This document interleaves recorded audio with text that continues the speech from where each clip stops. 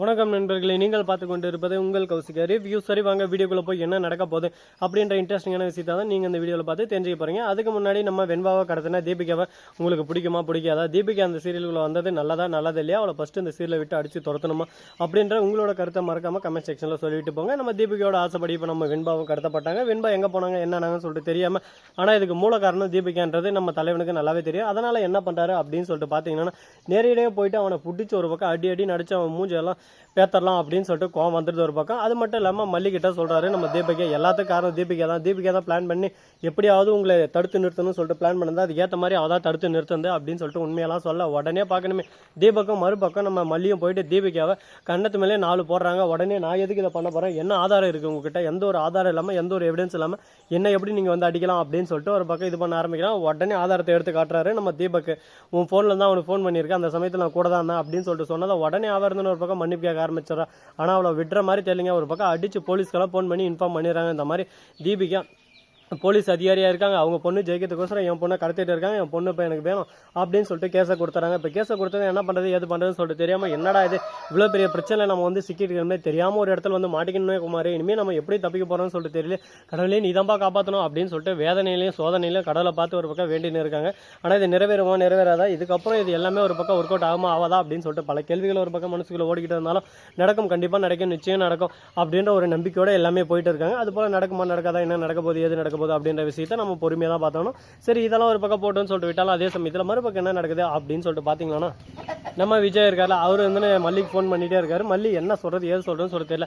ஒரு பக்கம் வெண்பாவை கடத்திட்டாங்க அப்படின்னு சொல்லிட்டு சொன்னால், உன்னை நான் அப்போவே சொன்னல, எந்த ஒரு ஸ்போர்ட்ஸுக்கும் போகாத, அதுக்கும் போகாத, இதுக்கும் போகாத, வெண்பா வீட்டிலே இருக்கட்டும், வெண்பாவுக்கு எதனா ஒன்று ஆச்சானா என்னால் தாங்க முடியாதுன்னு நான் சொன்னல, என் பேச்சே மீறி உன் யாரை கூட்டிகிட்டு போக வந்து அழிச்சிட்டு போக வந்து அப்படின்னு சொல்லிட்டு ஒரு பக்கம் கோபம், ஒரு பக்கம் ஆவேசம், வெறி எல்லாமே ஒரு பக்கம் வந்துடும். அதுக்கப்புறம் ஒன்றுமே பண்ண முடியாது. என்னடா அது நாமளே வாண்டடாக வந்து சிக்கலில் மாட்டிக்கணும்லே அப்படின்னு சொல்லிட்டு முழிக்கிற மாதிரி ஆயிரும் அப்படின்னு சொல்லிட்டு ஃபீல் பண்ணிட்டு இருக்காங்க.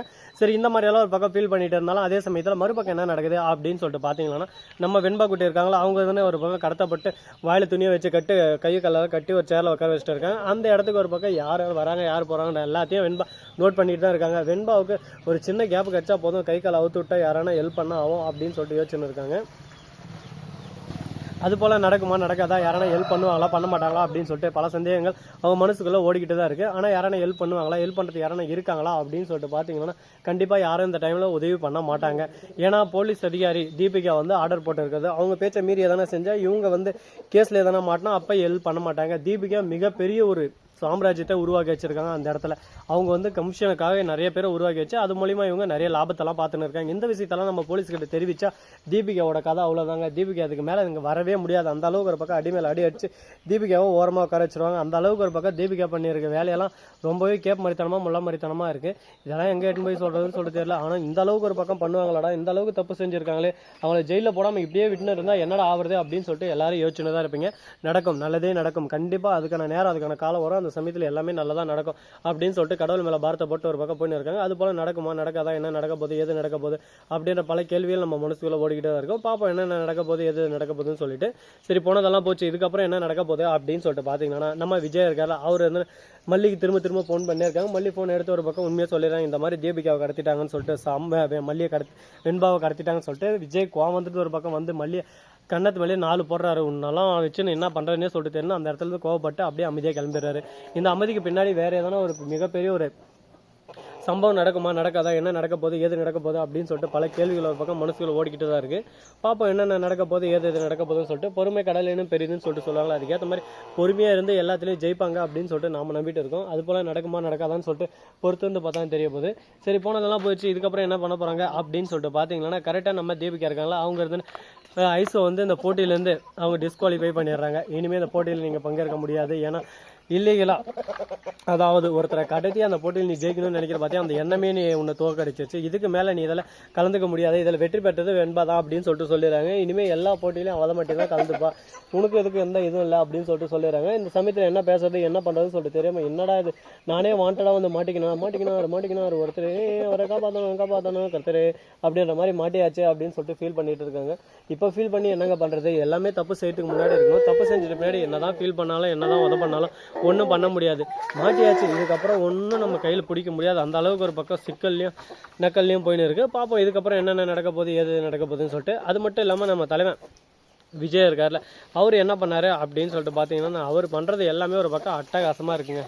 இன்னும் எவ்வளோ பிரச்சனை வரும், இதெல்லாம் நான் முடிவுக்கு இப்போயே கொண்டு வர பார்த்தல அந்த தீபிகாவுக்கு இருக்குது அப்படின்னு சொல்லிட்டு கோவத்தோடு அங்கேருந்து கிளம்பிடுறாங்க. அதே சமயத்தில் நம்ம விஜய் போய் தீபிகா கிட்ட கேட்குறாரு, இதோ பாரு தீபிகா, தயவு செஞ்சு வெண்பா விட்டுரு, இதுக்கு மேலே உன் வழியில் வெண்பா வரமாட்டா, நானே போயிட்டு வெண்பாவை அழைச்சிட்டு போயிடுறேன் அப்படின்னு சொல்லிட்டு சொல்கிறாங்க. ஐயோ விஜய், நான் எதுக்கு விஜய் உன் பொண்ணை போய் கடத்த போகிறேன், என்னை பார்த்தா பயந்தாங்கோலி மாதிரி தெரியுதா இல்லை பயப்படுற மாதிரி தெரியுதா, இதுக்கு எனக்கு எந்த சம்மந்தம் இல்லை விஜய், இதுக்கு மேலே தேவையில்லாமல் என்கிட்ட இதை பற்றி பேசி உன் டைமை வேஸ்ட் பண்ணாத அப்படின்னு சொல்லிட்டு சொல்ல, தீபிகா எல்லாமே ஒரு லிமிட்டு தான், லிமிட்டுக்கு மேலே நீ போயின்னு இருக்க, அதுக்கப்புறம் நான் மன்னிக்கவே மாட்டேன் பார்த்துக்க அப்படின்னு சொல்லிட்டு கோவத்தோட பேச, விஜய் கோவப்படுறீங்களா, நீங்கள் கோவப்பட்டாலும் சரி கோவப்படனாலும் சரி அதை பற்றி எனக்கு கவலை இல்லை, ஏன்னா தப்பு எங்கே என் மேலே எதுவுமே இல்லை, நீங்கள் தவறாக புரிஞ்சுக்கிட்டு நீங்கள் ஒரு எண்ணத்தை வளர்த்துக்கிட்டு நீங்கள் வந்து என்கிட்ட பேசுகிறது தான் எனக்கு கொஞ்சம் கஷ்டமாக இருக்குது, இதுக்கு மேலே அந்த கான்செப்டை இதோட விட்டுருங்க, தேவையில்லாமல் என்கிட்ட வந்து பேசி டைமை வேஸ்ட் பண்ணுறதுக்காக போய் உங்கள் பொண்ணு எங்கே போனாங்க என்ன ஆனாலும் பாருங்கள், கொஞ்சம் பார்க்காம விட்டிங்களா லாஸ்ட்டில் போனால் வராது பொது போனால் கிடைக்காது, அந்த மாதிரி ஒரு பக்கம் நிலைமை வந்துட போகுது அப்படின்னு சொல்லிட்டு சொல்ல, ஓஹோ பேசுறியா, பேசு பேசு பேசு, உன் நேரம் உன் காலம் நீ பேசுகிற, என் நேரம் என் காலம் வரும், அப்போ நான் பேசுவேன் அப்படின்னு சொல்லிட்டு சைலண்ட்டாக இருக்காங்க. இந்த வீடியோ உங்களுக்கு பிடிச்சிருந்தா லைக் பண்ணுங்கள், கமெண்ட் பண்ணுங்கள், ஷேர் பண்ணுங்கள், டிண்டிங் பெல்லை தட்டி விட்டு போங்க, அப்போ தான் நான் போகிறேன் அடுத்த வீடியோ உங்களுக்கு உடனுக்குடன் நோட்டிஃபிகேஷனில் வந்து கொண்டே இருக்கும். மிக்க நன்றி, தேங்க்ஸ் ஃபார் வாட்சிங், டாடா, see you, நன்றி, வணக்கம், வந்தனம், வருக தருக.